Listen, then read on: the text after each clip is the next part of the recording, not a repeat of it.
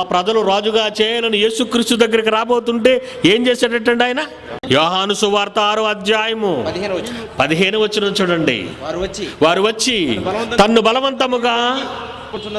బలవంతముగా పట్టుకొనబోచున్నారని యేసు ఎరిగి మరలా కొండకు ఒంటరిగా వెళ్ళిపోయాడు. రాజును చేస్తానంటే వెళ్ళిపోతున్నాడు అయిటండి ఈయన. అయ్యా, నువ్వెక్కడున్నావు? యూదులకు రాజును అంటున్నావు, నీ గురించిన ప్రవచనాలున్నాయి. దావీదు వంశములో వచ్చిన వాడవన్నావు, యాకోబు మొద్దులోనే వచ్చిన వాడవన్నావు, యూదాగోత్ర సింహాన్ని అన్నాడు, రాజులకు రాజు అన్నావు. ఇంతకీ నీ కోట ఎక్కడ ప్రభు అని అడిగాడు ఒకడు. అదే చెప్పాను మీకు. ఆకాశ పక్షులకు గూళ్ళున్నాయి, నక్కలకు బొరియలున్నాయి, నాకు తలవాల్చుకోవటానికి చోటు లేదు.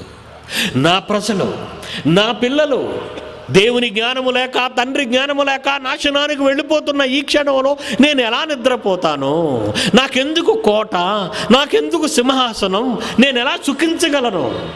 తేనీటి విందులతో అంతఃపురాలలో ఆనందంగా ఉండవలసిన రారాజుగా సర్వలోకాన్ని సృష్టించిన యేసుక్రీస్తు మనుషులు రాజుగా చేయాలనుకుంటే రాజుగా ఉండకుండా వెళ్ళిపోతున్నాడేటండి.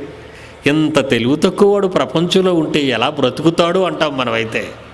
మనమంతా దేవుని జ్ఞానము లేక నాశనానికి పోతుంటే ఆయనకి ఎందుకండి ప్యాలెస్? ప్రతి క్రైస్తవుడు అలా ఆలోచించగలగాలి. ఇలాగే ఆలోచించగలిగితే మీ స్థిరాస్తులను దేవుని సముఖంలో ఖర్చు పెట్టడానికి ఇష్టపడితే ఈ పట్టణాన్ని మార్చేయచ్చు. మనం దేవుని జ్ఞానంలో నడిపించవచ్చు, నిత్య జీవానికి పంపించవచ్చు, లోక జ్ఞానం నుండి తప్పించవచ్చు. ఈ పాపాల నుండి, ఈ శాపాల నుండి, ఈ మోసాల నుండి, ఈ లోకపు మాయ నుండి, ఈ లోకపు నటన నుండి వీళ్ళందరినీ మీరు కాపాడగలరు. ఆ పని చేయగలుగుతున్నారా? దేవుని నమ్ముకున్నవారులారా, దేవుని నమ్ముకున్నామని చెప్పుకునేవారులారా, మీరు కూడా కూడబెడుతున్నారా ఆస్తుల్ని? ఎవరి కోసం? ఎందుకు? మనకంటే కోట్ల కోట్ల కోట్ల కోట్ల కోట్లు సంపాదించుకున్న వాళ్లే కన్ను మూసి కాలగర్భంలో కలిసిపోయారు. వాళ్ళ చరిత్ర మీకు ఒక పాఠం కావాలి, మీ చరిత్ర వాళ్ళకి పాఠం కావాలి.